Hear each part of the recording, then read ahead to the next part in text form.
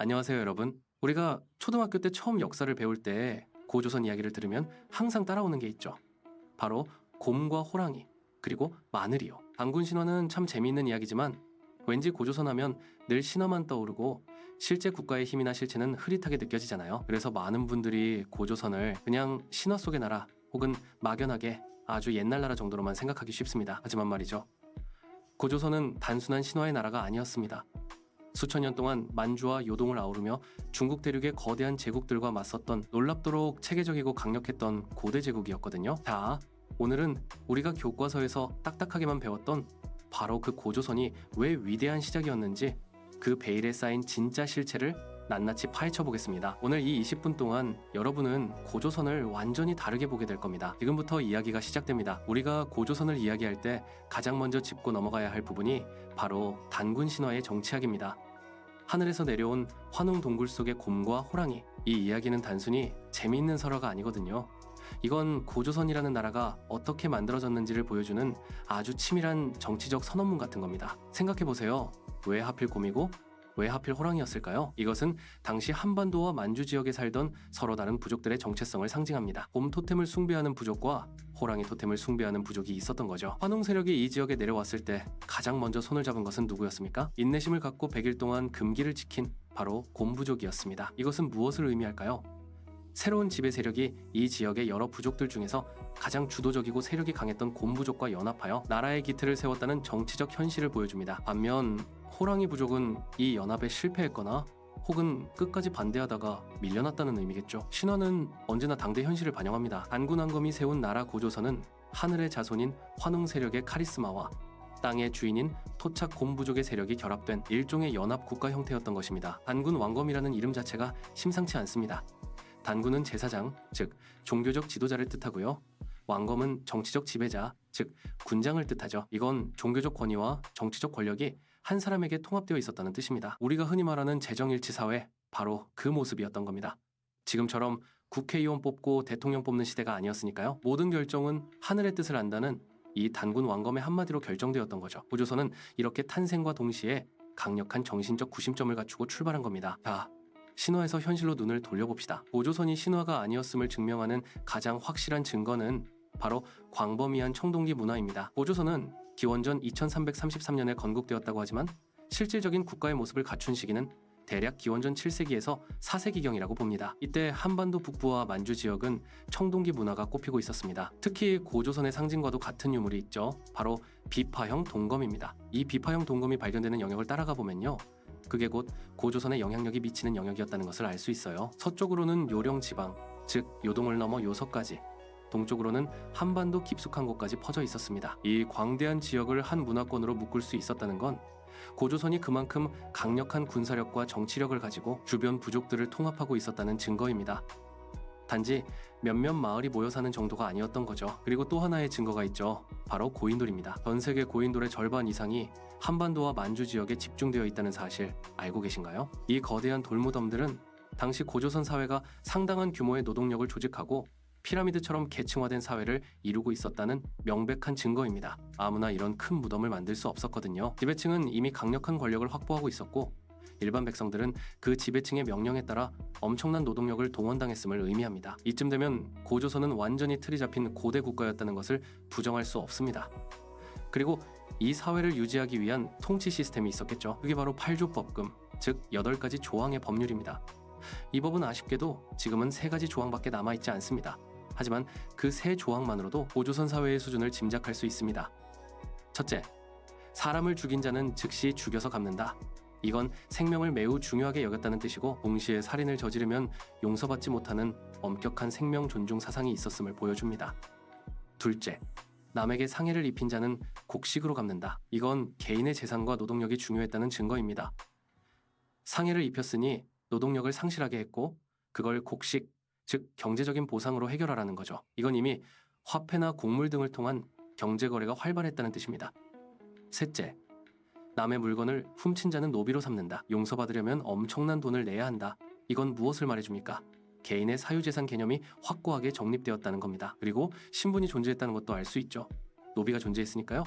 이 3가지 조항만 봐도 고조선은 청동기 문명을 기반으로 한 강력한 왕권을 중심으로 사유재산 제도가 확립되고 노비가 존재하는 계급 사회였음을 명확하게 알 수 있습니다.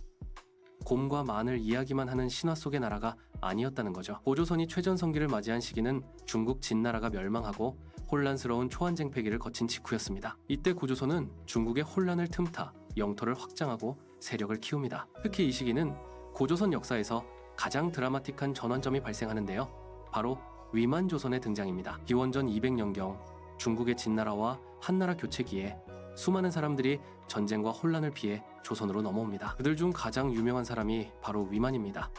위만은 당시 고조선의 왕이었던 준왕에게 자신이 국경 수비를 돕겠다고 자청합니다. 준왕은 위만을 믿고 서쪽 국경 지역인 서쪽 변방을 지키도록 임무를 맡기죠. 여기서 아주 중요한 포인트가 있습니다. 역사 기록에 따르면 위만이 조선으로 넘어올 때 상투를 틀고 조선 사람의 옷을 입었다고 되어 있습니다. 이것 때문에 위만의 정체성을 두고 논란이 많습니다. 혹자는 위만이 중국에서 온 망명객이라고 하고, 혹자는 고조선 본토 출신이지만 중국의 문물을 받아들인 지식인 계층이라고 주장하기도 하죠. 다만 확실한 것은 위만은 중국의 선진적인 군사기술과 정치 시스템을 깊이 이해하고 있었다는 겁니다. 위만은 국경을 지키는 역할을 맡았지만 그의 야심은 거기서 멈추지 않았습니다. 자신을 따르는 세력을 규합하고 결국 수도 왕검성으로 쳐들어가 준왕을 몰아내고 스스로 왕위에 오릅니다. 이것이 기원전 194년에 일어난 사건, 바로 위만조선의 시작입니다. 준왕은 남쪽으로 도망쳐서 나중에 마한의 시조가 되었다는 이야기가 전해지죠. 자, 위만조선은 이전의 단군조선과는 운영 방식 자체가 달랐습니다.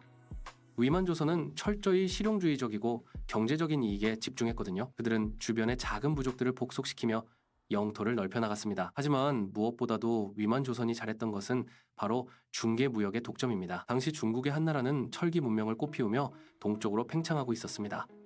한나라의 선진 문물과 철기가 남쪽 한반도의 부족들에게 전해지기 위해서는 반드시 고조선을 거쳐야만 했습니다. 고조선은 이 지정학적 이점을 10분 활용해서 한나라와 남쪽 부족들 사이에서 엄청난 중개무역 이익을 취했습니다. 한나라는 고조선에게 물건을 팔았고 고조선은 그 물건을 남쪽으로 비싸게 팔았죠. 이 덕분에 고조선은 막대한 부를 쌓았고 국력이 급격히 신장됩니다. 하지만 이 경제적인 번영은 곧바로 한나라와의 피할 수 없는 갈등을 낳게 됩니다. 중국 입장에서는 고조선이 자신들의 무역 독점을 방해하고 남쪽의 부족들이 자신들과 직접 교류하는 것을 막았기 때문에 눈엣 가시 같았을 겁니다. 이때 중국을 다스리던 황제가 바로 그 유명한 한무제, 유철입니다. 한무제는 강력한 정복 군주였습니다. 흉노를 정벌하고 서역을 개척했던 인물이죠. 그의 눈에 동방의 작은 나라 고조선이 중국의 패권에 도전하는 것을 용납할 리가 없었습니다. 고조선에게 직접적으로 남쪽 나라들과 교류하지 못하게 압력을 가하기 시작했습니다. 고조선은 당연히 거부했죠. 이것이 결국 전쟁으로 이어지는 가장 결정적인 원인이 됩니다. 기원전 109년에 한무제는 고조선 정벌을 결정합니다. 그는 엄청난 규모의 병력을 동원합니다. 수군 5만 명, 육군 5만 명, 도합 10만 명에 달하는 대군을 고조선의 수도 왕검성으로 파견합니다. 이 10만 명이라는 숫자는 당시로서는 상상하기 힘든 대규모 병력이었습니다. 한반도 전체 인구를 고려하면 정말 엄청난 위협이었죠. 한나라는 이 전쟁을 아주 쉽게 끝낼 수 있을 거라고 생각했을 겁니다. 하지만 그들의 예상은 완전히 빗나갔습니다. 고조선의 저항은 정말 상상을 초월했습니다. 특히 고조선의 수도 왕검성, 지금의 평양 일대로 추정되는 이 왕검성은 철옹성과도 같았습니다. 고조선은 단기 결전 대신 오랫동안 버티는 지구전을 선택합니다. 한나라 군대는 대군이었지만 낯선 지리와 보급 문제에 시달리기 시작했습니다. 고조선은 기병을 활용하여 한나라 군대의 보급로를 계속해서 끊어버렸습니다. 전쟁이 시작된 지 몇 달 지나지 않아 한나라 군대는 심각한 내분과 혼란에 빠집니다. 육군 장수와 수군 장수 사이의 의견 충돌이 극에 달했고 심지어 서로를 질책하며 싸우는 일까지 벌어졌습니다. 한무제는 이 소식을 듣고 격노합니다. 장수들을 해임하고 자신이 직접 임명한 새로운 장수들을 파견합니다. 하지만 왕검성의 방어는 여전히 굳건했습니다. 이 전쟁은 무려 1년 동안이나 지속됩니다. 고작 작은 나라라고 생각했던 고조선이 천하의 한나라를 상대로 1년이나 버틴다는 건 당시 국제사회에 엄청난 충격을 준 사건이었습니다. 하지만 결국 10만 대군을 이길 수는 없었습니다. 1년간의 끈질긴 공성전 끝에 고조선은 내부의 분열을 막지 못하고 무너집니다. 왕검성을 지키던 대신들이 위만조선의 마지막 왕인 우고왕을 암살하고 결국 성문을 열어 항복하게 됩니다. 기원전 108년 고조선은 장장 2000년의 역사를 뒤로하고 강력했던 한나라에 의해 멸망합니다. 고조선의 멸망은 한국사에 엄청난 그림자를 드리웠습니다. 한무제는 고조선의 옛 영토에 낭랑, 임둔, 현도, 진번에 4개의 군현, 즉 한사군을 설치합니다. 중국 세력이 한반도 깊숙이 들어와 직접 지배를 시작한 거죠. 이는 우리 민족 역사상 가장 치욕스럽고 고통스러운 시기 중 하나였습니다. 하지만 여기서 우리는 고조선 정신의 위대함을 다시 한번 느껴야 합니다. 고조선은 멸망했지만 그들이 싸웠던 정신까지 멸망한 것은 아니었습니다. 고조선 유민들은 굴복하지 않았습니다. 이들은 한사군을 끊임없이 공격하고 저항을 계속했습니다. 특히 한사군 중 가장 오랫동안 버텼던 낙랑군조차도 고구려의 성장과 함께 결국 힘을 잃고 우리 역사 속으로 흡수됩니다. 고조선이 보여준 1년간의 끈질긴 항전, 그리고 멸망 이후에도 이어진 수많은 저항은 단순히 한 나라의 종말을 넘어섭니다. 이것은 훗날 고구려, 백제, 신라라는 강력한 삼국이 탄생할 수 있는 정신적 자양분이 되었기 때문입니다. 고조선이 없었다면 삼국시대의 찬란한 역사도 없었을 겁니다. 곰과 마늘 이야기로 시작되었던 고조선, 그것은 단순한 신화가 아니라 광활한 영토에서 철기 문명을 받아들이고 법을 통해 백성을 다스리며 세계 최강국과 맞섰던 우리의 위대한 시원이었습니다. 오늘날 우리가 단일 민족의식의 뿌리를 찾고 민족의 정체성을 이야기할 때 우리는 늘 이 고조선이라는 거대한 뿌리를 기억해야 합니다. 고조선은 우리 역사의 첫 페이지이자 수많은 고난 속에서도 굴하지 않았던 우리 민족 정신의 시작입니다. 잊지 마십시오. 우리는 2000년 이상 이 땅을 지켜온 단군 왕검의 후예라는 사실을 말이죠. 오늘 이야기는 여기까지입니다. 여러분의 구독과 좋아요는 더 깊은 역사 이야기를 만드는 큰 힘이 됩니다. 다음 시간에는 더 흥미로운 주제로 찾아뵙겠습니다. 감사합니다.